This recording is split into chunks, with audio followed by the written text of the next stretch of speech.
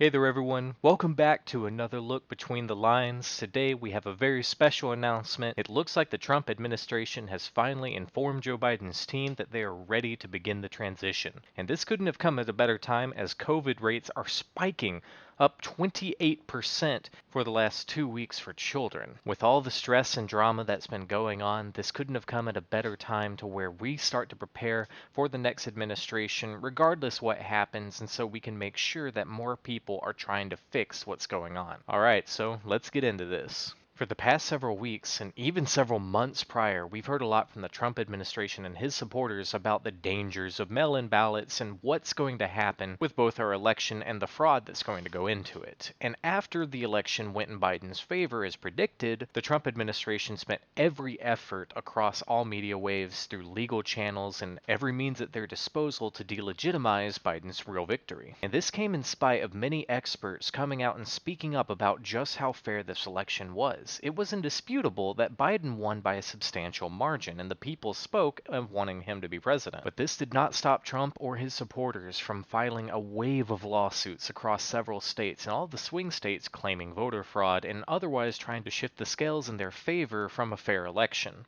What this was doing is trying to undermine our very democracy, and that's where the real danger of. It's not who sits in the presidential seat, although Trump has done a lot of damage in the last 4 years that Biden has promised to fix. The problem is trusting in our system. What Donald Trump and his team was trying to do was to take away the fairness of any election, as well as undermining how our voting system works. He was trying to take away mail-in voting since before this all began in spite of the risks of COVID, and this was solely to give him a better advantage of trying to win. It's always been about winning. And that goes hand in hand with the rises in COVID cases. Even children are having skyrocketing cases to unprecedented levels, and the risk is there for everyone.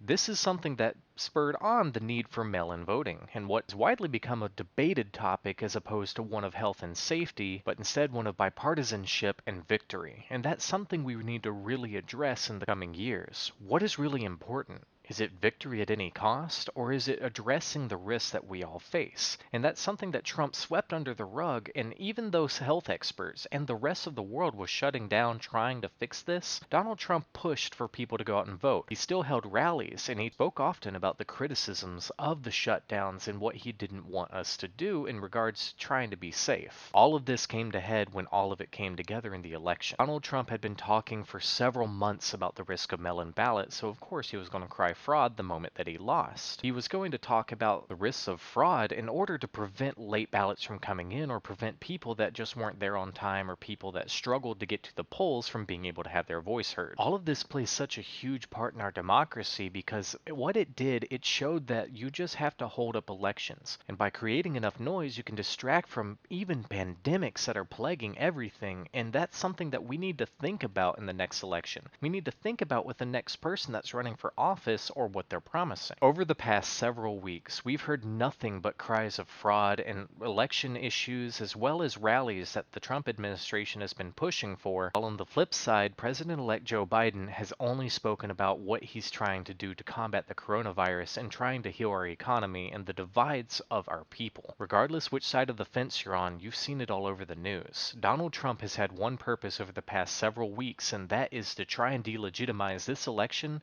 and to try and push for his own victory.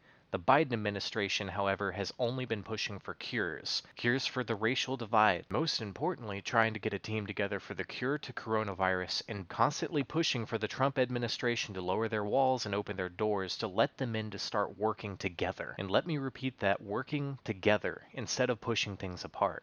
Biden has made multiple speeches about how there is no red or blue states. He sees us all as Americans, and he wants us to start working together, and he's planning on policies that are going to push for that, as opposed to just self-serving idealism. A president represents the country and all of its people. It represents our borders and our influence in the rest of the world, and that's why it's important that we have someone in that seat that's willing to put the rest of the issues behind, put their own issues behind, their own concerns, their own desires, and everything else behind, understand what the country needs. It is the role of being a public servant, and that is a role that has been changed, and that's something that we need to get back. It doesn't matter whether the White House is red or blue. It matters what their policies are, who it's affecting, how it's helping us get to the next day, how it's helping us plan for tomorrow. All branches of our government control so much of our lives that we need people that can respect those boundaries, that can make sure that they enforce what we really need and what we want as a people. And it's pretty universal that right now we want something to be able to fix the coronavirus issue, to be able to fix the lockdowns, and to be able to where we're somewhere close to a normal lifestyle.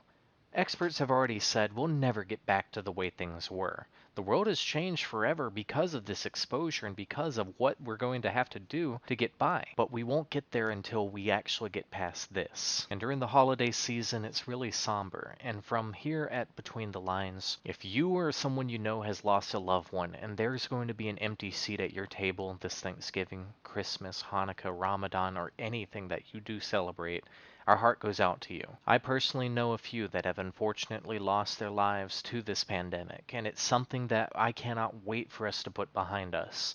Although tragedies will always happen, it's something that should not have happened on this scale. So from all of us, we hope that you all can heal, and we hope that you all can find solace as we move forward together. And with the Trump administration finally opening their doors, start to work with the Biden transition team to help Joe Biden prepare for the presidency, prepare for what's to come, and him and his team can start coming up with policies that will protect us. It's starting to look like things will turn around. And turning around doesn't mean just having someone that's new in the White House it's going to snap their fingers and everything's going to get better. It's going to be a process. There's going to be a healing period, and what's lost is already gone.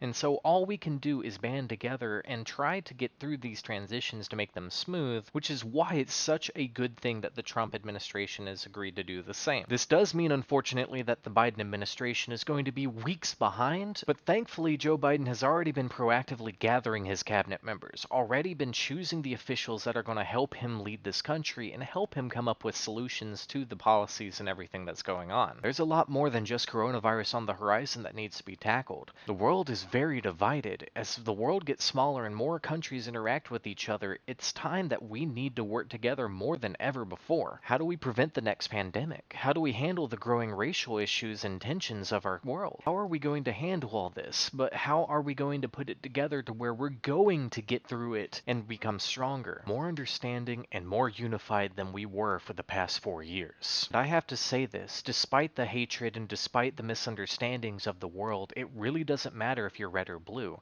It matters what you can do for each other and what we can do to work together to get to the next stage, to heal together, and to be able to finally see eye to eye in the future. This may be silly idealism, but I genuinely believe, and we genuinely believe here at Between the Lines, that the world is capable of this. We are capable of working and living together in spite of your background, your birthright, your wealth, or anything else that are currently dividing us all today. What's going to happen to the Trump administration and his supporters after this, and what's going to happen that's going to lead us to a path of healing?